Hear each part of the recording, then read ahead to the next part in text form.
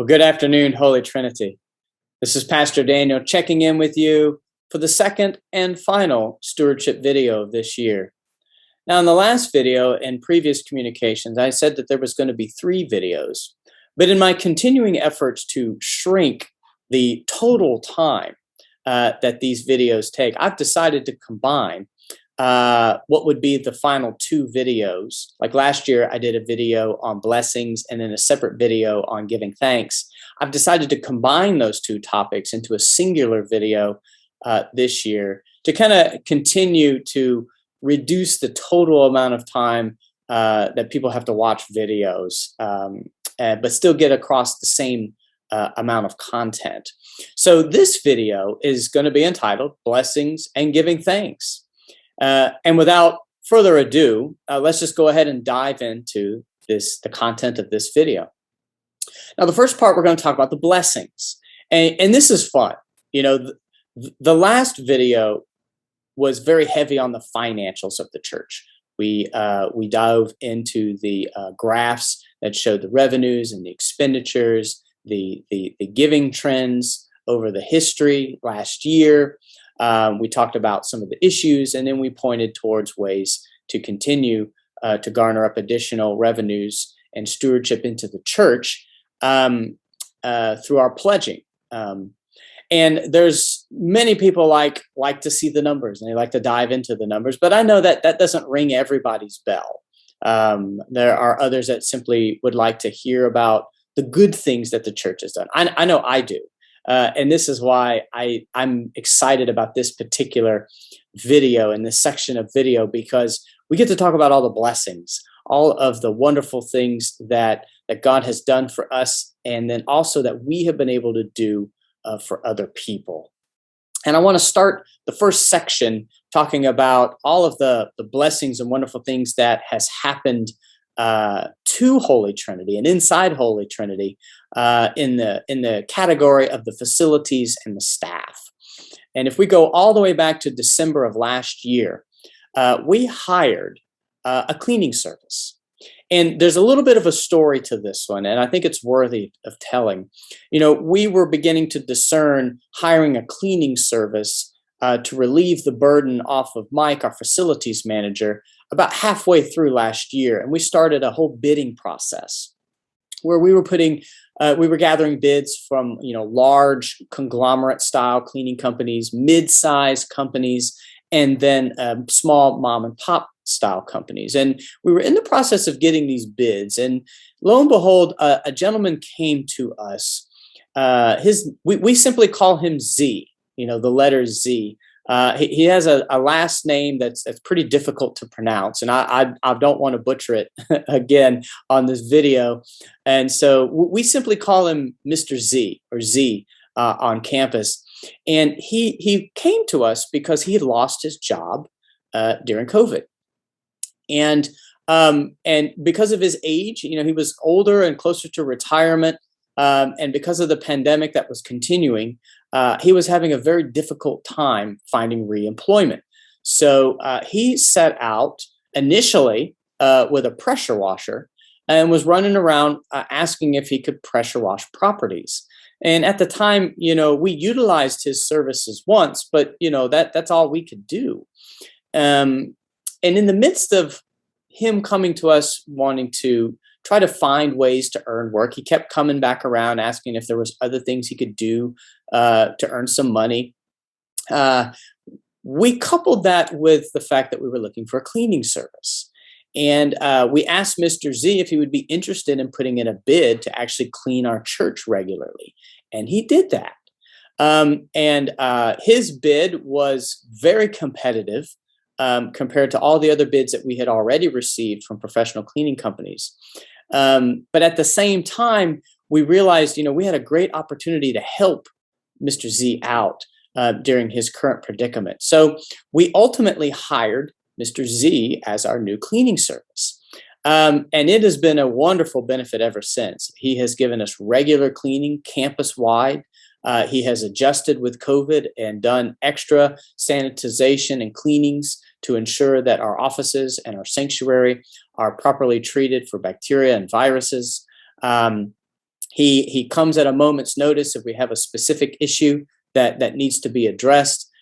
Z has just been a wonderful addition and blessing to our community, but we have been a blessing back. Obviously, we were able to give him steady employment when he had lost his job, but we were also the catalyst for him beginning to develop his little cleaning business. And we were his first major client that hired him. And then through that, we've been able to be a reference for him as he has been able to get other places and begin to grow and build his little cleaning business. And so everything about hiring Mr. Z as our new cleaning service has been an incredible blessing and benefit, both to us and to Z himself. And it's an exciting story to be able to share with all of you. So that happened right at the end of last year, was when he started as our cleaning servicer. But then, of course, Advent 1 of last year, if y'all remember, that was when Juan Rodriguez started as our new music director. We were able to hire a music director finally after a long hiatus, and we hired Mr. Juan. And Juan has just been an incredible blessing to our music department. When we couldn't have COVID, Juan led our singing. Juan's incredible vocal talent and singing has just blessed the congregation with a lot of his anthems that he has done. And then when choir was able to resume, Juan has been a wonderful addition to continue to grow and develop our choir. And the members of the choir really love the way he approaches the instruction. So that also happened, and Juan has been an incredible blessing. And that was right at the end of last year. Then moving into 2021, many people probably don't know this, but we were having an issue with our sprinkler system and our pond system. Our sprinklers were constantly getting clogged up. We used the water out of our pond for the sprinkler system, and it was a constant problem and headache. And so we were able to upgrade our service contracts with both our sprinkler system servicer and our pond servicer. We were able to get the pond vegetation under control, get it cleaned out, and also have our sprinkler system cleaned regularly to avoid all of the breakdowns that we were having in the system. That probably not known to a lot of people, but for those that were here on campus and working with facilities, it was a problem, and we were able to use the pledging that we said, the additional revenues that were coming in, to be able to address that issue. Another issue we were able to address with the additional revenues from this year was a long-time issue with our elevator. So for those that regularly use the elevator, particularly in the morning, you would know that it would make it would be a little bit of a bumpy ride. It would make some noises, and some popping and some banging would happen. This was all safe. Don't get me wrong. Our elevator always passed the safety inspection. It was deemed a cosmetic issue where there was air in a hydraulic line because there was a leak. Well, we weren't able to fix it for the longest time because we simply didn't have the funds to do the repair. Well, last year, we were able to do that. And so about halfway through the year, I believe, we did that repair on the elevator. And of course, those that now use the elevator know that all the weird sounds and the rough ride has all changed. And our elevator is now back to 100%. It's smooth and quiet and operating the way it should. So that was a blessing and something that we were able to accomplish this past year. Another biggie, which has happened most recently, is a lawn service. We finally contracted with a brand new lawn servicer, and this has made a pretty big impact on the facilities. Many people don't know that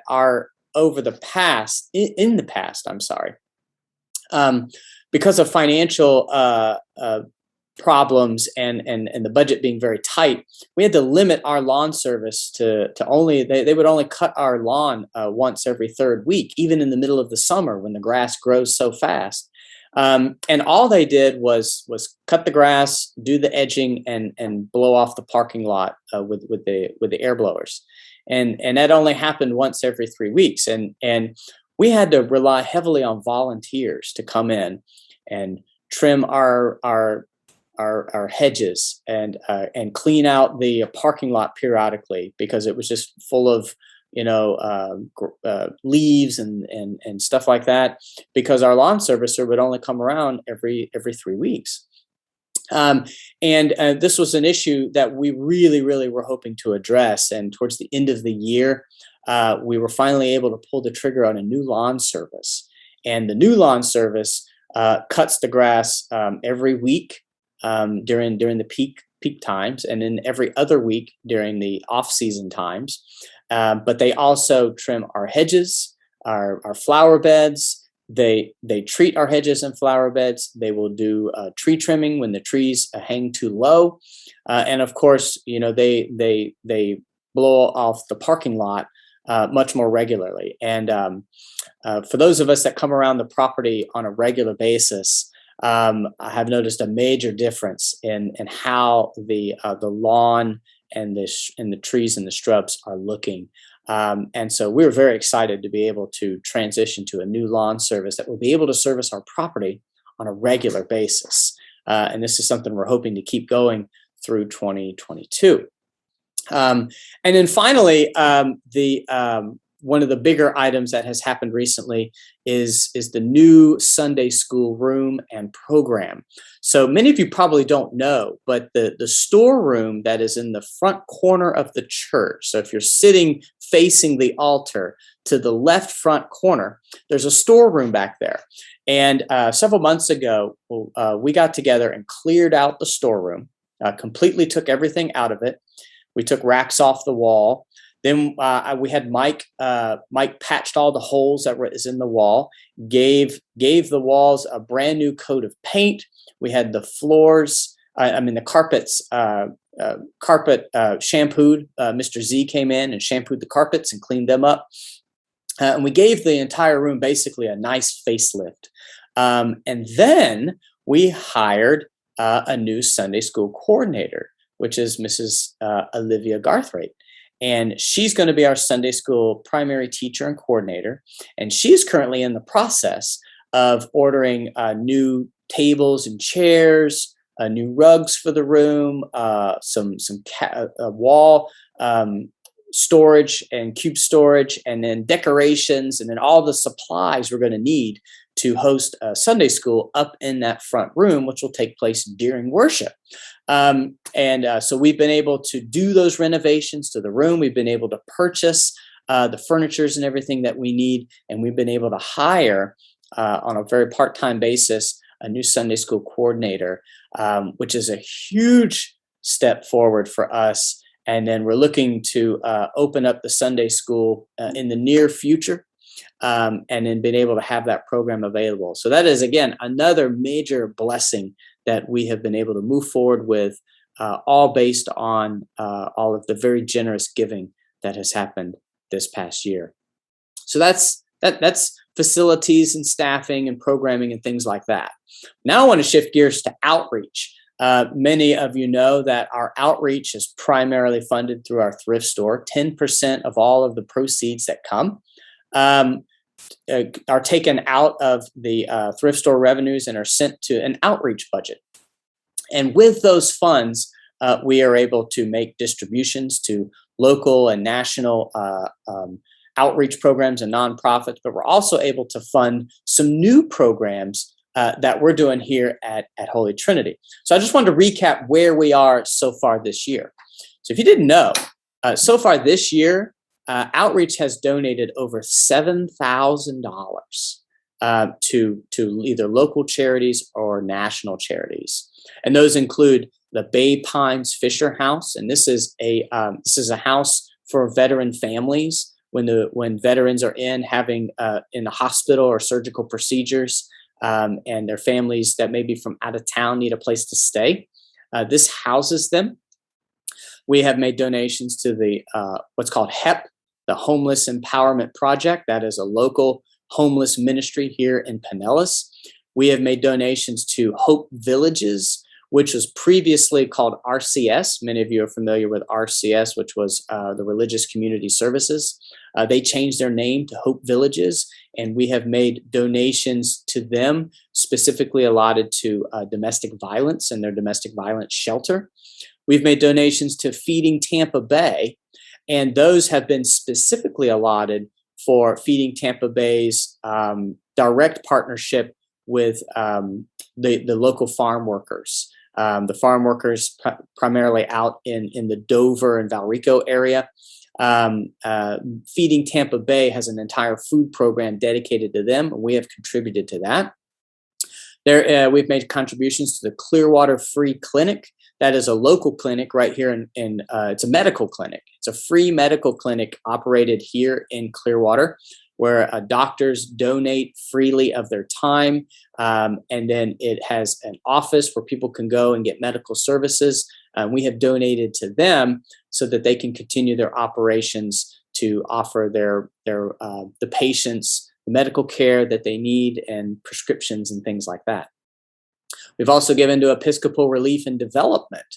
And within that's our big national outreach for the Episcopal Church. And we do both national and international relief through them. We've given to U.S. disasters with the hurricanes. We've given to the Haitian earthquake natural disaster. And we've also given to children food programs that are both national and international. We've also given to the Clearwater Guardian Ad Litem program, which is a program for children that are hung up in the court system. And there's a local chapter here for the Clearwater Courthouse. We have given into that program. We've given to Resurrection House. Resurrection House is an all-encompassing homeless but get back on your feet rehabilitation. So they bring homeless families in. And they give them a place to stay, but it also gives them resources and trainings that they need to get back out into the workforce, to get back out and find their own housing and things like that. That's out of St. Petersburg. We've given to them.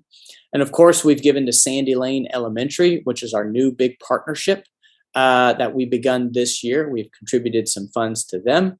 And then also we restarted the thrift store voucher program. So for needy families and needy people and homeless folks who come to our church and they need items, we now have a voucher program where they can come up and say, meet with me or someone else in the office. And if they are in true need, I can write a voucher for that. And then they can go down to the thrift store and collect items that they would need for themselves. And then the payment of those comes out of our outreach funds. And so that's how we fund our new thrift store voucher program. So that encompasses, at least thus far this year, the monies that have been donated on behalf of the outreach committee. But as I said, we have a new partnership with Sandy Lane that we are excited to continue to develop. And also the bicycle program that we recently did, where we donated 12 bicycles to an incentive program to Sandy Lane Elementary School that will incentivize the children for good behavior and also completing all their assignments. And that was a wonderful project to be able to be involved with. We have put lots of pictures up on our Facebook page as we got the bikes from Walmart. We purchased them from a local Walmart. And then put together gift bags and packages here at the church and then deliver them to the school. And then they will ultimately be given to the children who qualify for this program. And then, of course, we continue with our monthly support. Every month we have a monthly donations that are brought into the narthex, all the food items and everything. We've continued to support Feast, which is a local food program for homeless and needy families, HEP, which is the Homeless Empowerment Program, and CCO, which is Church and Community Outreach. We cycle through those every month, and we continue to support those throughout the year. And then, of course, right now we're doing the Feast Thanksgiving bag program, where we fill bags up with items that are needed for Feast for Thanksgiving meals. And then next month, we will focus on the farm workers the blankets and things like that we give the farm workers for Christmas. So all of that is a way that all of the wonderful support that we receive here from those who are volunteering the thrift store and working the thrift store, those who have continued to support the church financially, allows us to do all of these wonderful things and make a pretty significant impact in the community around us through our outreach program. But then I want to move on to the thrift store. I know in the last video, I talk about from a financial perspective how the church needs to not rely on the thrift store as much. And I didn't want to cast the thrift store in any kind of negative light because the thrift store is all by itself an amazing ministry of this church. And I want to highlight that as a blessing and a ministry. And our thrift store it truly is a quadruple threat. When I say a quadruple threat, it fulfills all sorts of ways that we can be blessings and then we can bless other people. First and foremost, the thrift store serves the local needy with inexpensive goods. We are able to be a place for those who are below the poverty line, those who are homeless, those who are living poor. We are a place where they can come and get some really nice items for like the whole household for very inexpensive. We are an outlet for those who need to come and source inexpensive items that they need to live. They come to our thrift store because they know that we are a place where they can get these items at a very, very inexpensive cost. Probably beating even places like dollar store and things like that. Our thrift store offers a lot of wonderful items at a very inexpensive price. But we are also an opportunity for people to volunteer. We're a place where people can donate their time and their talent back out to the community. Our thrift store is primarily supported through volunteers, and it's a wonderful opportunity for them to truly be the hands and feet of Jesus back out to the community as they give of their time and work in the thrift store and allow the thrift store to even be open every single day. And it's a continued opportunity for people to give of their time and their talent. It's also an outlet for people to donate items. I mean, that's one of the things I think that is often forgotten. The thrift store's success is based upon the items that are donated to our church. And we get donations, unbelievable donations every single day. And I think sometimes we forget the fact that people come and give stuff to our thrift store. They could just as easily go to Salvation Army, to Goodwill, to some of the other large outfits. But people bring their donations to us because they believe in the mission of this church. They believe that they are giving to a good cause and that they believe that these items are going to go to good homes that are going to benefit people. They choose to come to us to bring their donations. And for them, they're exercising a blessing. And then finally, it's a great income source for the church itself. That's the fourth element of the quadruple threat, is that it allows this church to continue to operate. As we talked about in the last video, it is a major component of our operating budget. And then also it is able to fund all of the outreach things that I just outlined, all come from the revenues from the thrift store. So the thrift store is an absolute 100% ministry of this church, and it is and should be embraced as a primary ministry of this church because it offers so much, both to the membership of this church, to the community around it, both in a service aspect and also a receiving of the blessings aspect. And so those are the blessings that I'm going to highlight thus far in the video. I want to briefly touch on where we're headed as we look into 2022. some of the things that we're looking to continue to do and to grow upon. And first, I'll just say programming. We've been shut down for so long because of COVID, and we've been really slow and deliberate into returning to programming. But as we look into 2022, it is going to be a focus to continue to grow the programming of the church, meaning like the offerings, what the membership and new people into the church could look to get plugged into. We're going to continue our focus in children's ministry and to continue to grow the children's ministry on Sunday and the opportunities there. We're going to continue to grow and return to adult formation, some of the previous formational offerings that used to take place, and some new things that will be coming down the pike in 2022. We hope to return to the Lenten series. We haven't done the Lenten series in a while, and I'm looking for a return to the Wednesday night Lenten series in Lent this year, as well as some other new offerings that we're thinking about and dreaming up for 2022. We want to continue to develop our choir and music program. Juan and I have been working on some ideas of how to continue to push the envelope with our choir and improve the participation in the choir and to garner up additional members in the choir and in our music program. So that's going to be a focus of 2022.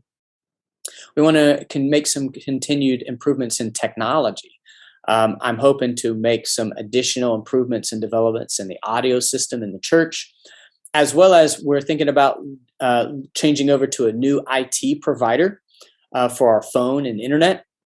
It will drastically improve our phone service, both from the parishioner side. If you call in, we want to have more options for those who are calling in, as well as a much more user-friendly service on the office side and the administrative side of our phone service, and as well as improving our entire IT and computer profile and system that would aid and make things work more efficiently and better for the office employees here at the church. We have a plan that we are putting in progress that is going to deal with our aging roof and begin to explore options for our thrift store, location for the thrift store, so that we can reclaim the parish hall space and be able to use that for other programming for the future. A plan is being put into place, and all I'll say, just like I do with my children's sermons, is you're going to have to come back to get the plan, and we hope to unveil the plan at the annual meeting this coming January, where we will have more of the details available on how we're going to work with the roof and the thrift store and parish hall. And of course, we want to continue to expand our relationship with Sandy Lane Elementary. There are many more opportunities to volunteer and help out there that we would like to explore in this next year beyond just the bicycle program, as well as some new initiatives that we're hoping to create and to start from the ground up. That would be all new projects for outreach, which would be additional opportunities for people to get involved. So that's just a snapshot of what we're thinking about for 2022. And this brings us all back to, time, talent, and treasure. I mean, and this gets into the giving thanks component of the video. We can't do these things without time, talent, and treasure. We need people's time to volunteer, to make ministries happen in the church. Everything from the breakfast to Sunday school to the nursery, to Christian education, and to all the other programming that we're hoping to pull off. We need people's time and talent. We need their skills, and we also need them to volunteer. We're getting same thing with outreach. In order to do a lot of the outreach programs that we are currently doing and hoping to do in the future, it's going to take volunteers to sign up and to keep these things going, and to also develop new things for the future. But we also need people's treasure, their financial commitments and givings to the church, just like we spent the entire last video talking about.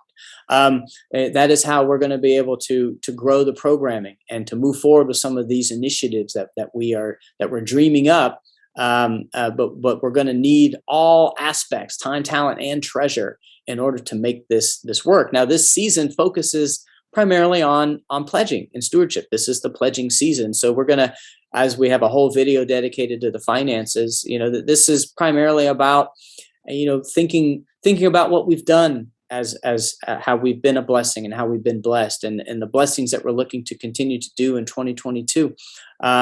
We ask people to consider that as they're making their pledge to the church next year, and also as they consider their ongoing giving to the church in 2022. These are important aspects, both the volunteer base, the time base, the talent base, and the treasure base, for us to continue to move forward. But I'll sum up with this. Keep always in mind that we are stewards of everything that we have. We're not owners. Everything that we have is given to us by God. God is the owner. We are the steward. We are the one who has been entrusted with the various blessings, whether it's our time, our talent, and our treasure. God has entrusted that to us, and expects us to do good with it, just like in the parable of the talents. And when God has blessed us with things, we of course give thanks. We can thank God through our prayers and through our worship for all of the things that God has given us.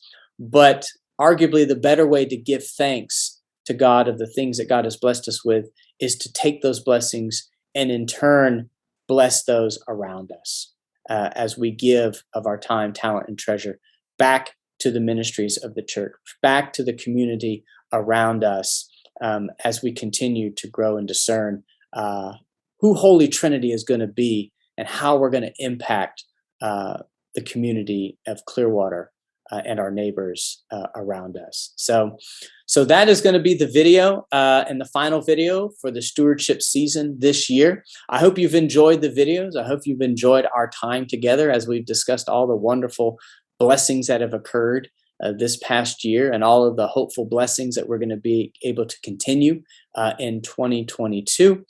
And so just prayerfully discern your time, talent, and treasure commitments to the church in 2022. And as I said in the announcements, our hope is to gather all of our pledge letters on Sunday, November 14th.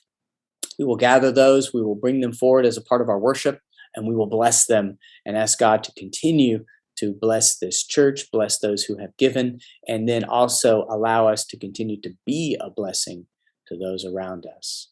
So as I have always in the videos, until we see each other again, just know that my thoughts and prayers are with each and every one of you. And may God's blessings be upon us all, always. Bye-bye now.